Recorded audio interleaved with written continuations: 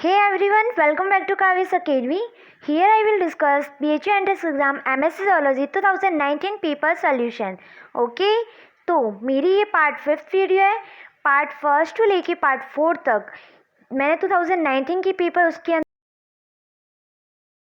भी मेरे चैनल पे विजिट करके उस वीडियो को देख लेना. ओके, साथ ही साथ BHU MSc जोलॉजी का सिलेबस भी आपको मिल जाएगा, तो वो भी आप देख लेना. ओके, तो स्टार्ट करते हैं. तो अगर आप मेरे चैनल पे न्यू है तो प्लीज़ मेरे चैनल को सब्सक्राइब कीजिए.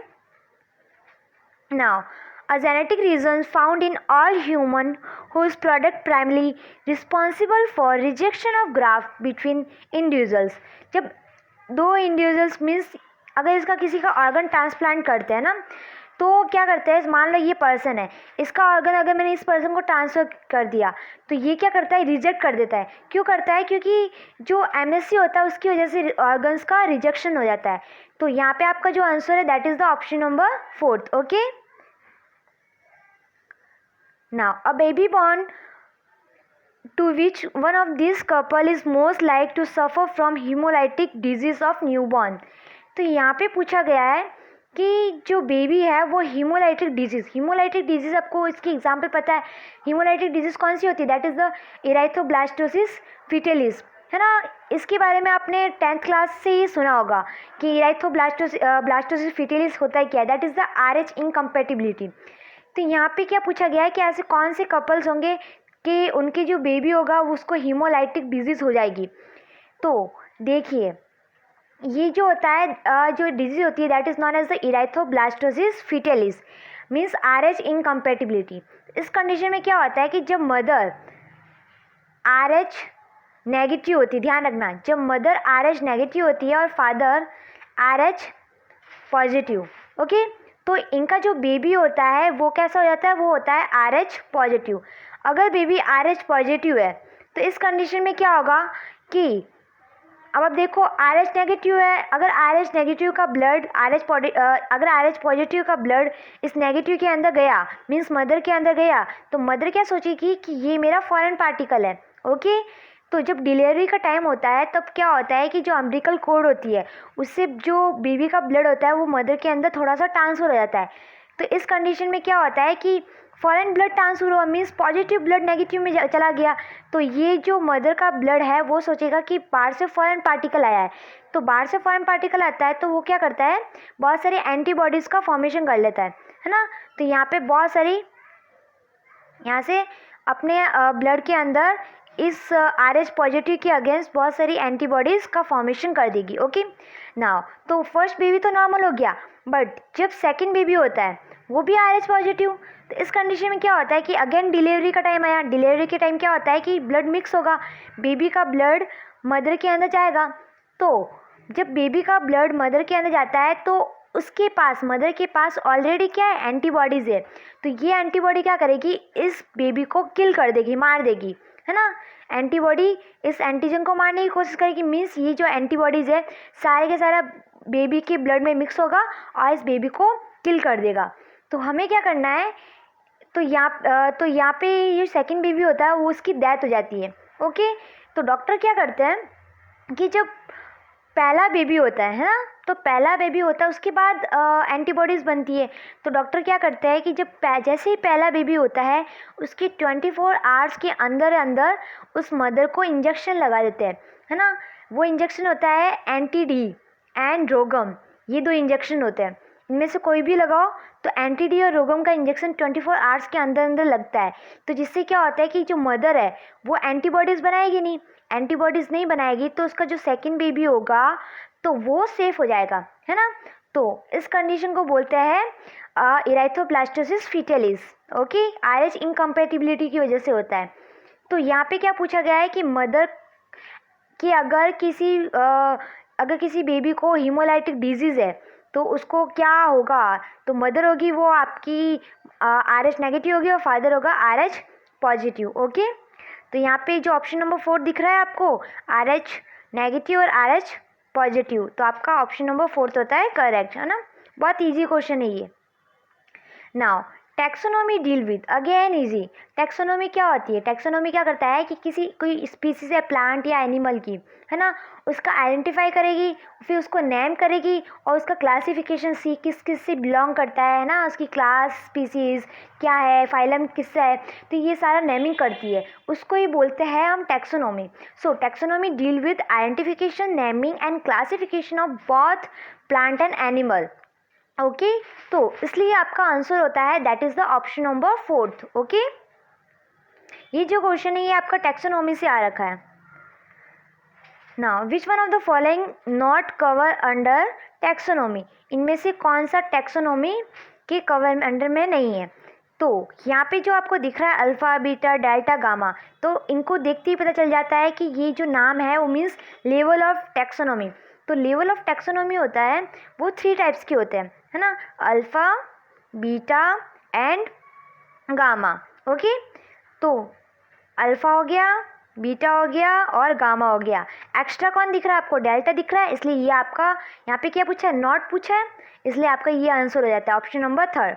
ओके, तो टैक्सोनॉमी क्या होता है कि taxonomy is the science of naming and describing the species. एक स्पीसीज को डिस्क्राइब करती है। इसमें जो अल्फ़ा टैक्सोनॉमी होता है, ये 3 टाइप्स के लेवल होते हैं टैक्सोनॉमी के। ओके, तो जो अल्फ़ा टैक्सोनॉमी होता है उसके अंदर include species descriptions, means species है वो पर्टिकुलर स्पीसीज को डिस्क्राइब करेगी। ओके, टैक्सोनॉमी की एंड डायग्नोसिस, उस स्पीसीज का डायग्नोसिस करेगी, मीन्स ये किससे बिलोंग करती है। ओके, बीटा टैक्सोनॉमी क्या होता है कि identifications, natural groups and biological classes. Okay, इसकी क्लास बायोलॉजिकल क्लासेस को आइडेंटिफाई करेगी। फिर होता है गामा। गामा क्या करता है कि जो टैक्सोनॉमी है वो उसको एवोल्यूशनरी की बेसिस पे उसको नेमिंग करती है। मीन्स जैसे हम है ना, हम किससे सिमिलर है कि मंकी से थोड़ा सिमिलर है, इसका मतलब है हमारे जो एंसेस्टर है मंकी हुआ करते थे, है ना। तो ऐसे कैसे पता चला? क्योंकि हमने एवोल्यूशनरी हिस्ट्री की स्टडी की है। तो यही जो जब किसी स्पीसीज की एवोल्यूशनरी हिस्ट्री के बेसिस पे उसकी नेमिंग रखी जाए, that is known as the gamma taxonomy. Okay, तो ये 3 टाइप्स की टैक्सोनॉमी होती है। तो यहाँ पे तो आपको पता है डेल्टा नाम की नहीं होती है, तो यहाँ पे आपका आंसर होता है that is the option number 3।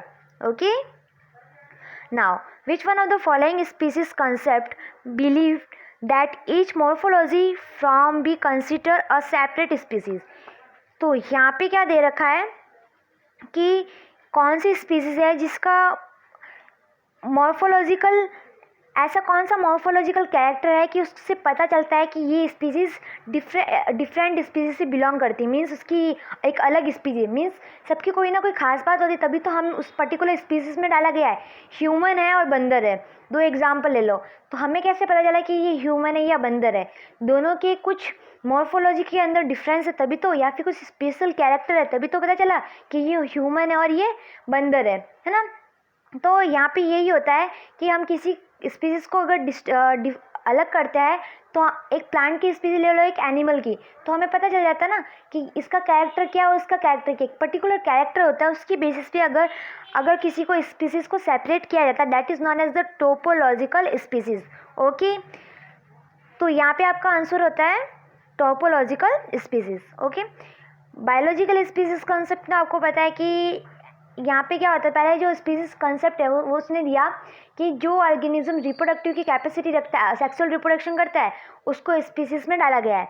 But ये थ्योरी डिस्कार्ड हो गई। क्यों हो गई? क्योंकि हमें पता है कि जो प्लांट्स होते हैं वो असेक्सुअल रिप्रोडक्शंस भी करते हैं, है ना। तो इसका मतलब ये थोड़ा ना है कि वो असेक्सुअल रिप्रोडक्शन नहीं कर रहे तो मतलब ये स्पीसीज नहीं है, तो इसलिए ये ऐसी थ्योरी डिस्कार्ड हो गई। तो ये भी एवोल्यूशनरी भी यही है कि कॉमन लीनियस से बनी है ना, इकोलॉजी एंड टोपोलॉजी। तो ये आपको ये जो टॉपिक है, आपको जो आपका स्पीसीज कंसेप्ट वाला टॉपिक है, तो वो एक बार आप अच्छे से देख लेना, है ना। ये जो टॉपिक है आपका एवोल्यूशन से आ रखा है। नाउ नेक्स्ट देखते हैं। Member of 2 species belong to a common genus. Okay, and are morphological very similar. 2 species है, मॉर्फोलॉजिकल सिमिलर है, बट दे आर रिप्रोडक्टिवली आइसोम, मीन्स ये दोनों आपस में रिप्रोडक्शंस नहीं कर सकते। तो ऐसी स्पीसीज को क्या बोलते हैं? मीन्स ये 2 स्पीसीज है, मॉर्फोलॉजी दिखने में तो एक जैसे है, बट रिप्रोडक्शंस नहीं कर सकते हैं। तो ऐसी स्पीसीज़ को बोलते हैं हम सिबलिंग स्पीसीज़। क्या बोलते हैं? Sibling species. ध्यान रखना, सिबलिंग मीन्स दिखने में एक जैसे है बट रिप्रोडक्शंस नहीं कर सकते। एक कंसेप्ट होता है इसका जस्ट उल्टा, that is the sub species. सब स्पीसीज़ में क्या होता है कि जो मॉर्फोलॉजिकल डिफरेंट है बट रिप्रोडक्शंस कर सकते हैं, मीन्स दोनों दिखने में तो अलग अलग है बट रिप्रोडक्शंस कर सकते हैं, उसको बोलते हैं हम सब स्पीसीज़। ओके, तो यहाँ पे जो सब स्पीसीज़ होती है इसके एग्जांपल आप देखो, जैसे एक इंडियन पर्सन है ना, एक अमेरिका का पर्सन है, दोनों को देखोगे तो मॉर्फोलॉजिकल तो डिफरेंट दिखेगा बट ये आपस में रिप्रोडक्शन कर सकते हैं ना। ओके, तो इस स्पीसीज़ को बोलते हैं हम सब स्पीसीज़। ओके, एंड इसका एग्जांपल क्या हो गया? ह्यूमन। अब बात आती है कि ये दोनों डिफरेंट क्यों हो गया? क्योंकि जो इनका एनवायरमेंटल कंडीशन है उसकी वजह से इनका जो मॉर्फोलॉजी है वो थोड़ा डिफरेंट हो गया है ना। नाउ तो ये आपका यहाँ पे तो आंसर है आपका sibling species means morphological known as a sibling species. फिर यहाँ पे दे रखा है एलोपैट्रिक सिम्पैट्रिक। ये स्पीसीज की कंसेप्ट है, 3 टाइप्स की होती है। एक होता है एलोपैट्रिक, एक होता है सिम्पैट्रिक, एक होता है पैरापैट्रिक, है ना। तो एक ट्रिक होती है याद रखने की, पैरा मतलब पास में, मतलब एक स्पीसीज पास में चली गई है ना और आपस में रिप्रोडक्शंस नहीं कर पा रही है। सिम्पैट्रिक मीन्स साथ में, मीन्स ये एक स्पीसीज है, वो थोड़ी इसकी कुछ पॉपुलेशन दूसरी स्पीसीज में कन्वर्ट हो जाती है और वो आपस में रिप्रोडक्शन नहीं करती है। सिम मतलब साथ में रह रही है। एलो मीन्स अलग, 2 स्पीसीज है, किसी जोग्राफिकल बैरियर आ गया उसकी वजह से ये अलग हो गई, उसको बोलते हैं एलोपैट्रिक। ओके, तो यहाँ पे जो आपका आंसर है that is the sibling. Okay, now next देखते हैं, the local population of a species or the community of potentially interbreeding individuals at a given locality form. Local population किसको बोलते हैं? देखो क्या होता है ना, ये जो क्वेश्चन है अगेन इकोलॉजी से। मेटा पॉपुलेशन देखो, मेटा पॉपुलेशन का मीन्स होता है कि पैचेज, ये पॉपुलेशन कैसे है? पैचेज में, है ना, ऐसे छोटी छोटी पॉपुलेशन। इन छोटी छोटी पॉपुलेशन को बोला गया है लोकल पॉपुलेशन। क्या बोला गया है? Local population. और उसका नाम भी दे रखा है दैट इज द डैम। क्या नाम दे रखा है? डैम, है ना। तो यहाँ पे ये पूछा गया local population of a species, तो उसको क्या बोलते हैं हम? डैम। ओके, तो यहाँ पे आप, और इसके जो डैम होता है ये मेटा पॉपुलेशन, सबको मिला के क्या बोलेंगे हम? Meta population. ओके, और छोटे छोटे पैचेस हो गए तो उसको बोलेंगे हम डैम। ये क्या होती है? लोकल पॉपुलेशन होती है। यहाँ पे कॉरिडोर्स भी होते हैं, मीन्स ये स्पीसीज के मेंबर यहाँ पे जा सकते हैं, इस स्पीसीज के मेंबर यहाँ पे जा सकते हैं। ओके, तो ये जो अरेंजमेंट होता है या तो ऐसा होगा इस टाइप में, है ना, या मीन्स सब एक दूसरे के अंदर ऐसे मिक्स हो सकते हैं, जा सकते हैं, आ सकते हैं, मीन्स अपने रिसोर्सेज को शेयर कर सकते हैं, या फिर इस टाइप में होगा ऐसे, है ना। तो ये इसके साथ इस टाइप का कुछ पैटर्न होता है, तो आप देख लेना। तो यहाँ पे जो कंसेप्ट है that is the dam, local population बोलते हैं। So option number 3 is correct. Okay, ये क्वेश्चन है आपका इकोलॉजी से। फिर देखते हैं which one of the following correct match of larval form of its group. तो ये तो आपको जब भी आएगा जब आपको पता होगा कि किसकी लार्वा को क्या बोलते हैं, है ना। तो यहाँ पे जो ऑप्शन नंबर 1 है वही करेक्ट होता है। तो जो प्लैनेरिया लार्वा होता है वो जेलीफिश का होता है, ट्राइकोफोरा होता है वो पॉलीकिड्स का होता है ना, ब्रैंक्युलेरिया का एस्ट्रोडी का होता है। तो ये सारा आपको पता होना चाहिए। तो आप क्या करना है, एक बार नेट पे जाना और वहाँ पे किस फाइलम को क्या बोलते हैं, कौन सी क्लासेस की लार्वा को क्या बोलते हैं ना, तो आप एक बार सारा डाउनलोड करके सारी लिस्ट बना देना। ओके,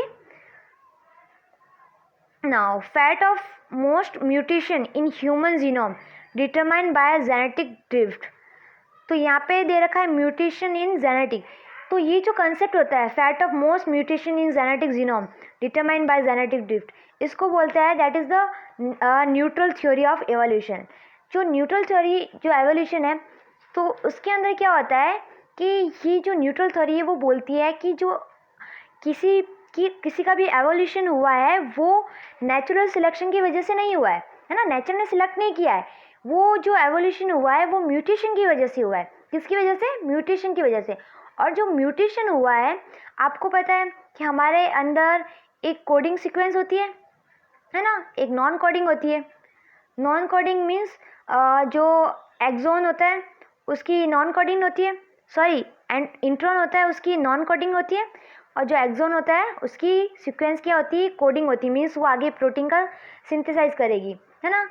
तो इस कंडीशन में क्या होता है कि जब कोडिंग सीक्वेंस के अंदर अगर म्यूटेशन हो गया, मीन्स ये प्रोटीन का फॉर्मेशन कर रही है, अगर इसके अंदर म्यूटेशन हुआ तो वो ही आगे जाके इवॉल्व होगी स्पीसीज, न्यू कैरेक्टर आएंगे। ओके, अगर यहाँ पे नॉन कोडिंग के अंदर अगर म्यूटेशन हो गया तो आपको पता है नॉन कोडिंग किसी को भी प्रोटीन का फॉर्मेशन नहीं करेगी, तो यहाँ पे कोई भी आगे जाके एवोल्यूशन पे हेल्प नहीं करेगी, है ना।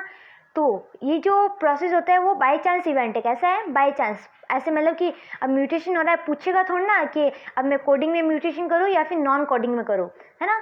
तो ये कैसा इवेंट होता है, बाय चांस मीन्स एकदम से होता है। बाय चांस इवेंट को क्या बोलते हैं हम, जेनेटिक ड्रिफ्ट। जेनेटिक ड्रिफ्ट भी बाय चांस होता है, वो बेनिफिशियल कैरेक्टर को भी एक्सेप्ट कर सकता है, नॉन बेनिफिशियल को भी कैरेक्टर को एक्सेप्ट कर सकता है। तो ये जो कंसेप्ट है ओवरऑल ये है कि इसको ही न्यूट्रल थ्योरी कहते हैं। तो किसको बोलते हैं न्यूट्रल थ्योरी, न्यूट्रल थ्योरी उसको बोलते हैं अगर म्यूटेशन बोलता है, न्यूट्रल थ्योरी में ये बोलता है कि जो म्यूटेशन होता है वो कोडन के अंदर होगा, एक्सोन के अंदर होगा, कोडन सीक्वेंस में होगा, तो ही आगे जाके वो एवोल्यूशन में पार्ट लेगा। अगर म्यूटेशन नॉन कोडिंग में हुआ तो एवोल्यूशन में पार्ट नहीं करेगा। और जो एवोल्यूशन होता है वो नेचुरल सिलेक्शन की वजह से नहीं होता है, वो किसकी वजह से होता है, वो कोडन के अंदर म्यूटेशन की वजह से होता है। तो बस ये इसका कंसेप्ट होता है। ओके, तो यहाँ पे जो आंसर होगा that is the option number first. Okay, तो यहाँ पे हमने बात की कुछ 10 क्वेश्चंस की। आई होप आपको अच्छा लगा होगा। तो अगर आपने मेरी ओल्ड वीडियोस नहीं देखी है तो प्लीज़ मेरे चैनल पे विजिट करके 1 to 4 तक जितनी भी वीडियोस है इसके अंदर भी 2019 का पेपर को सॉल्व किया है, तो वो भी आप देख लेना। ओके, एंड सिलेबस की वीडियो भी देख लेना, मैंने डीयू इसकी सिलेबस की वीडियो बनाई है, उसके अंदर कुछ इंपॉर्टेंट टॉपिक्स हैं, तो वो भी आप, एंड पेपर भी है तो डाउनलोड कर लेना। ओके, तो अगर आप मुझे ये टेलीग्राम पे ज्वाइन करना चाहते हो तो @काविस अकेडमी लिखना टेलीग्राम पे, आपको मेरा चैनल ओपन हो जाएगा। ओके, वहाँ पे आपके जितनी भी स्टडी मटेरियल है मैं आपको प्रोवाइड करा दूँगी। Okay, so thank you so much, and मेरे चैनल को सब्सक्राइब करना मत भूलना। Okay, so thank you so much for watching my video. Bye bye.